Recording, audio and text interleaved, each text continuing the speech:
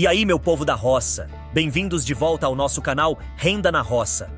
Hoje, estamos prestes a explorar um fenômeno fascinante que está impactando profundamente o mundo das terras rurais. Você já ouviu falar de mega ricos como Bill Gates, Jeff Bezos e outros que estão adquirindo vastas extensões de terras? Pois é, essa é uma tendência crescente. E vamos entender por que eles estão fazendo isso. Eu sou o Gustavo. Tenho uma pequena propriedade rural da qual tento tirar meu sustento. Estudo bastante sobre a geração de renda em pequenas propriedades e uso este canal para divulgar o que aprendo. Hoje vamos analisar o valor da terra em si e como possuir terras pode ser uma reserva de riqueza. Vamos lá. O bilionário ex-gigante das telecomunicações e mídia John C. Malone, também conhecido como Cowboy do Cabo, possui 890 mil hectares de terra. Ele tem adquirido terras há anos e é o maior proprietário privado de terras dos Estados Unidos. Para fins de referência, você poderia colocar o Distrito Federal quase 2 vezes na quantidade de terras que ele possui. Outros indivíduos mega ricos têm seguido recentemente os passos do Cowboy do Cabo, como Ted Turner, que possui 810 mil hectares no Novo México, Dakota do Sul, Nebraska e Geórgia. O dono do LA Rams, Stan Kroenke, possui quase 570 mil hectares.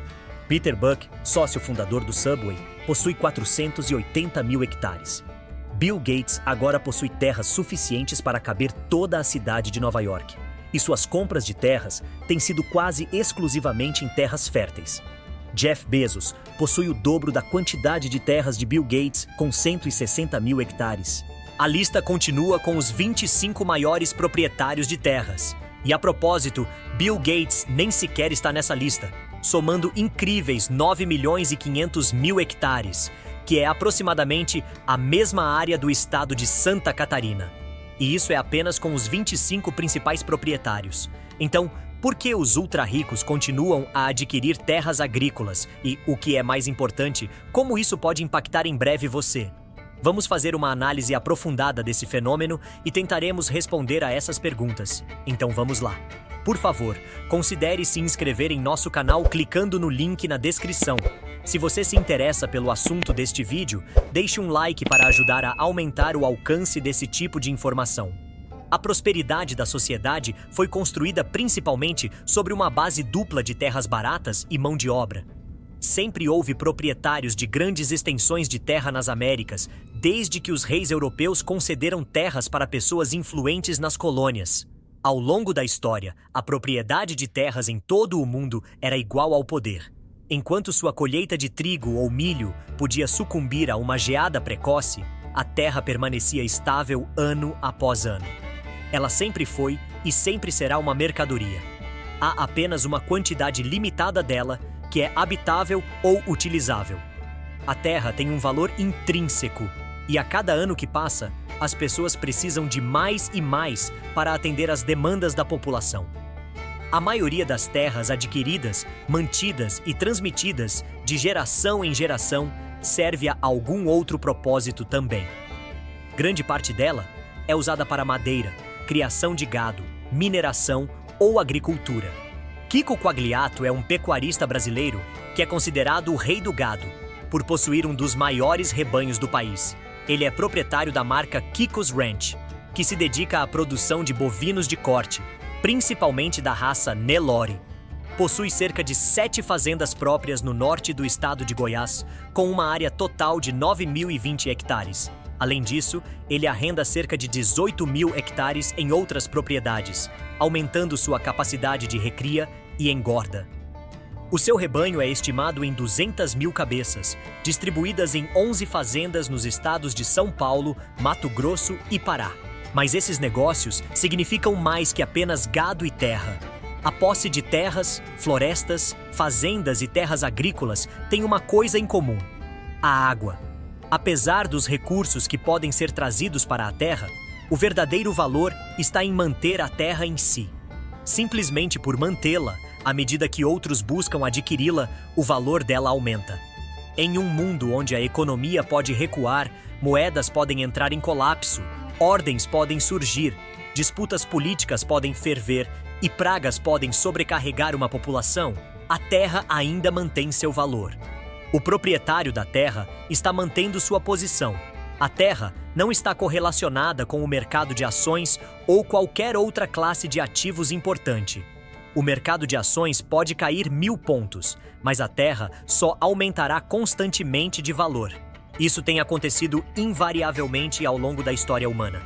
Ainda assim, você não verá Bill Gates, Jeff Bezos ou Ted Turner em suas terras com uma enxada e um saco de sementes. Eles não são agricultores.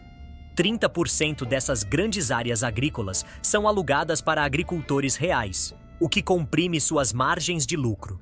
Eles colocam todo o suor e suportam todos os riscos, mas é o senhorio quem está garantindo um lucro, seja a terra cultivada para seus recursos, alugada ou apenas mantida.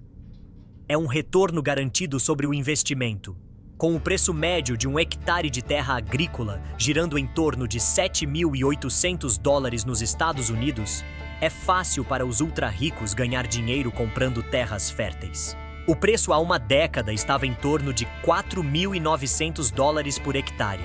Essa taxa de retorno apenas mantendo a terra é maior do que a maioria dos retornos em títulos, ações, contas de poupança ou até metais preciosos. Se o proprietário pode instalar uma estação de bombeamento de água na terra, uma fazenda solar, uma fazenda de vento ou apenas alugá-la para outra pessoa, eles estão criando várias fontes de receita para si mesmos.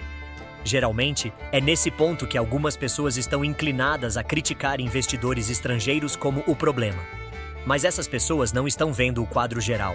Atualmente, 12 milhões de hectares de terras agrícolas americanas são de propriedade de investidores estrangeiros, o que representa pouco mais de 2% de todas as terras agrícolas americanas disponíveis.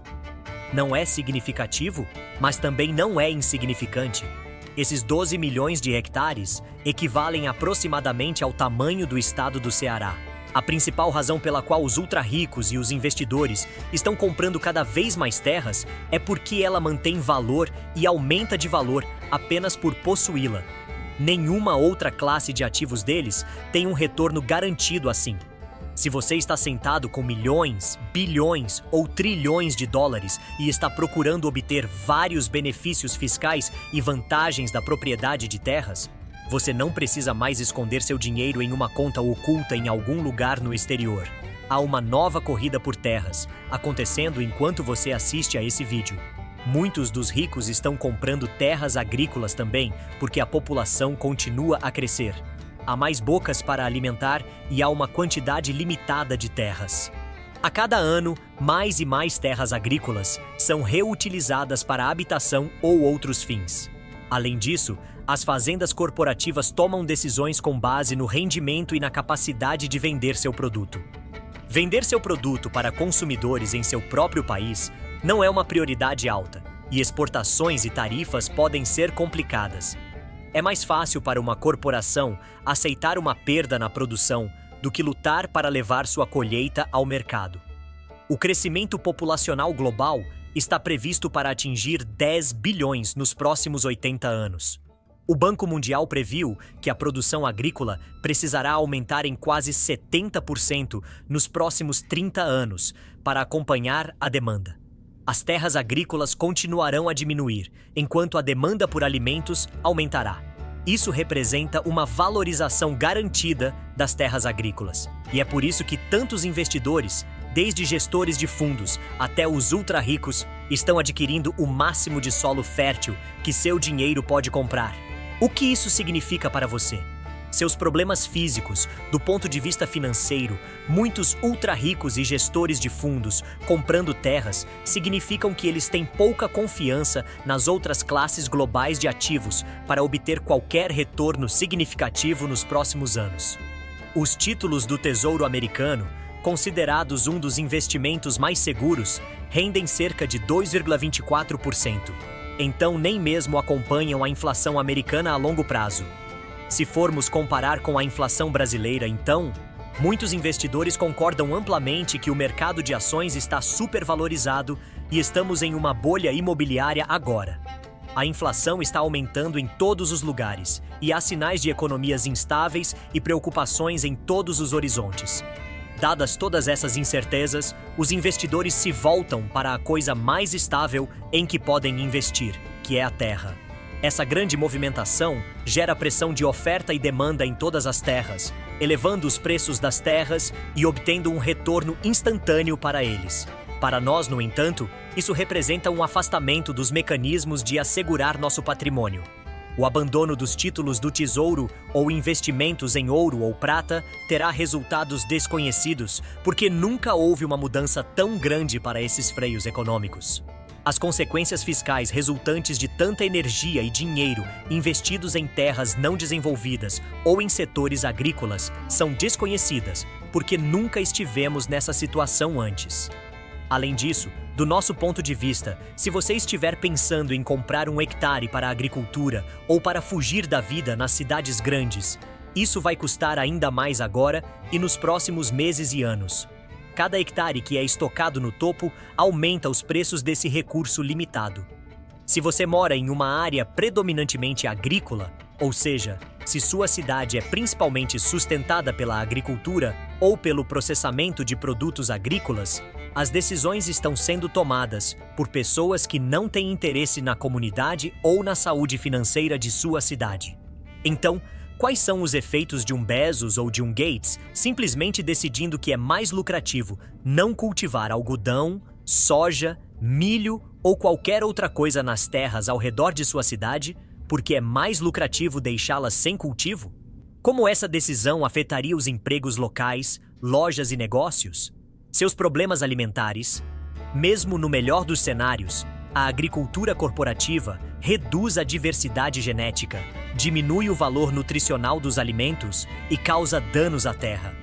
Quando tudo corre perfeitamente bem, há comida de sobra em sua loja, embora seja toda igual e pouco diversificada.